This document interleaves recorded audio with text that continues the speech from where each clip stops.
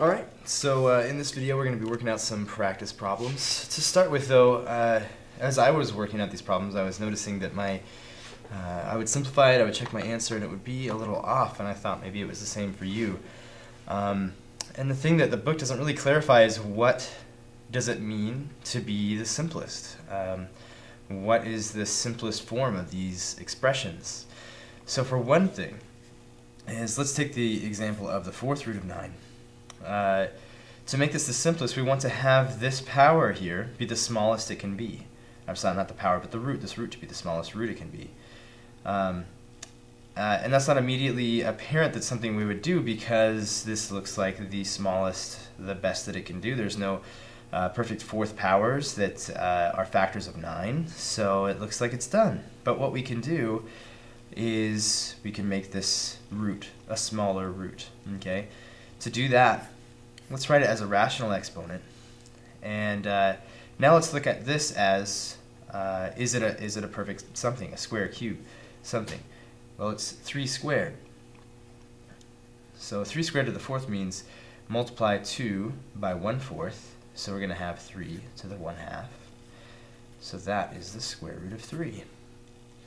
And next, for the next example, let's say we have the third root of 7. Let's say we have the third root of 7 halves. Well, we don't like to take the roots of fractions, so we're going to break this up into the third root of 7 over the third root of 2. And the reason we don't like to have the roots of fractions is because it's the same thing as having a radical in the denominator, which is traditionally not something we like to have. So in order to fix that, once again, like we did up here, look at them as rational exponents. So we have 7 to the 1/3 and 2 to the 1/3. Alright, so to get rid of this radical means to get this denominator to be 1, essentially. Okay, so basically to get this to not have a denominator that's anything other than 1. So you might think, well, let's just raise it to the third. I remember using that to cancel out these rational exponents when I was solving equations. But if you just raise this to the third power, then you change the value, and there's nothing you can really do to balance it out, at least nothing that's very neat. It might be sloppy and messy looking. But what we could do, let's do this, multiply it by 2 to the something. When I multiply this 2 by 2, 2 to the something times 2 to the something, I add the two exponents together. If I can add these two exponents together and basically get to the next integer, then I'll have simplified this and not have a radical. Well, the next integer is 1/3. It's less than 1, so the next one would be 1. If I add 2/3 to this, which is what I do if I multiply this by 2 to the 2/3, if I add 2/3 to 1/3, I get to 1. Of course, whatever I do in the denominator, I need to do in the numerator. Okay, so now when I add these powers together, I get 2 to the first. Okay. Now in order to combine these together, I notice that they have the same denominator here, so I'm going to remind myself here that this is 7 to the 1/3, and this is 2 squared to the 1/3. In order to combine these, since they have the same exponent, I can combine them by multiplying the two numbers together. So we have 7 times 4, that's 28 to the 1/3 over 2. That's the third root of 28 over 2. Are there any perfect cubes that are factors of 28? Well, 8 is a perfect cube, and that is not a factor of 28, and 27 is a perfect cube. That's the next biggest one, and it's not a factor of 28. So this is as simple as it can be. Also, 28 is not a perfect power itself. It's not a square or a cube or anything. Okay, so let's start with number 7 with those ideas in mind. Number 7 is 80 to the 1/4 power over 5 to the negative 1/4. Well, if this were a dream world, then this would have the number 5, and this would be the number 5, and by the properties of exponents, they could interact with each other. But it's not a dream world. it's the hard reality that this is not a 5. But what if this had a factor of 5 in it? Maybe there's something we could do with that. But this is 16 times 5 to the 1/4 power. This is 5 to the negative 1/4 power. Now, since these are multiplied together and they're raised to a power, I can apply the power to each of them individually. 16 to the 1/4 times 5 to the 1/4 power over 5 to the negative 1/4. Okay? Well, this is certainly the same thing as this. Right, if I multiply these together, if you're rusty on multiplying fractions, get a refresher. But if I multiply these together, it's the same as this guy right here. Okay? So this is, well, what's 16 to the 1/4 power? First of all, let's simplify that rather than writing and using all this ink. 16 to the 1/4, the 4th root of 16, that happens to be 2. Now, this part of it is going to be 5 to the 1/4, the top power, minus the bottom power, which is a negative 1/4. 1/4 minus a negative 1/4 is the same as 1/4 plus 1/4. So that's going to be 2 times 5 to the 1/2. That's 2 root 5. Okay, number 12 is going to be our next one.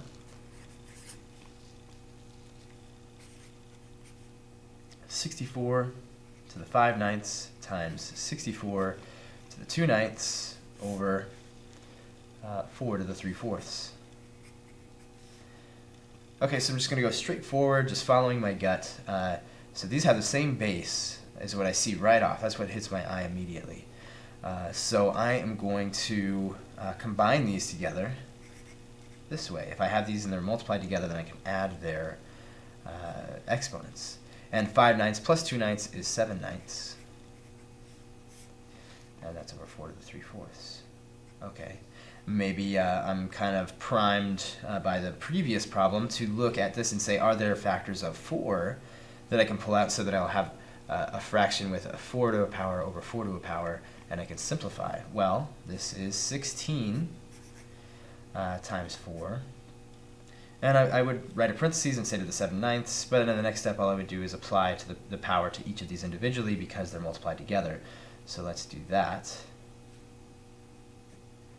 Okay, and I'm just going to write the fraction is just over here, and if that is weird, just again remind yourself that this multiplied together is the same as this. Okay, so let's bring this down over here. So 16 to the 7/9 times 4 to the this minus this. Okay, 7/9 minus 3/4. Let's pull this paper out. Let's do a side problem. Adding fractions. Let's do 7/9 minus 3/4. We need a common denominator. That's going to be 36. To get this to be 36, it's going to be times 4. We need to multiply this times 4, this by 9, and therefore this by 9. 28 over 36 minus 27 over 36. That's 1 over 36. So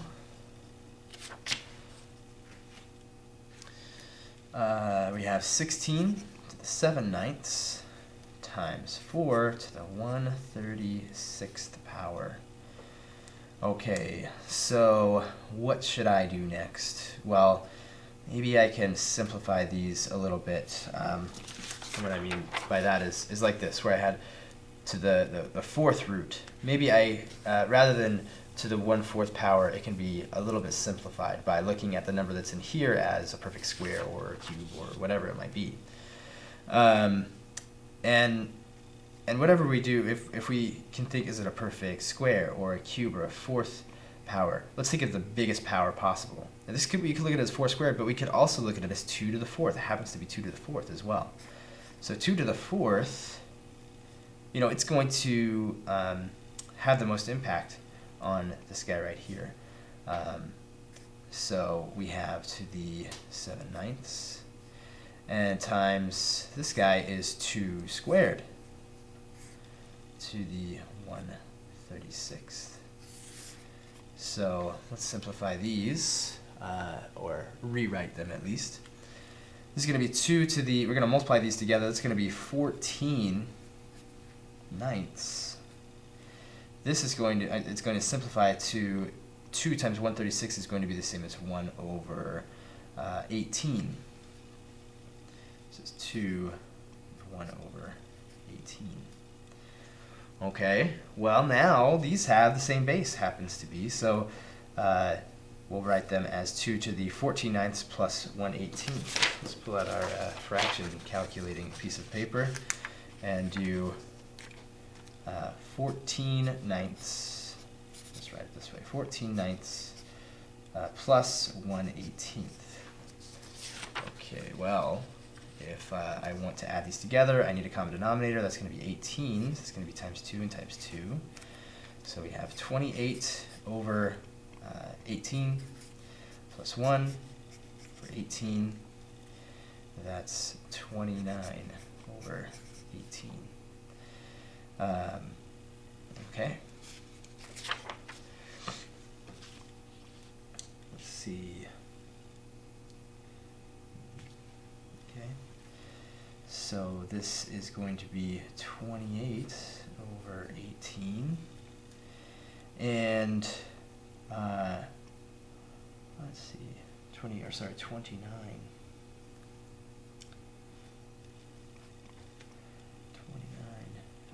This is my mistake here. So this is not 14 ninths.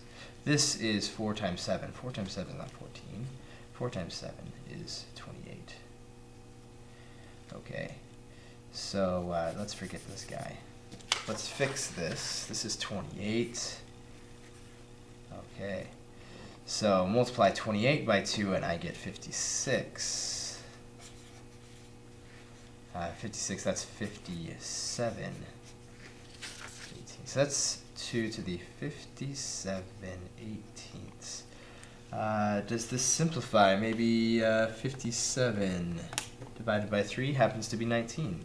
18 divided by 3 is 6. So 19 sixths is our new power. That's 2 to the 19 sixths. Okay, that's the 6th root of 2 to the 19.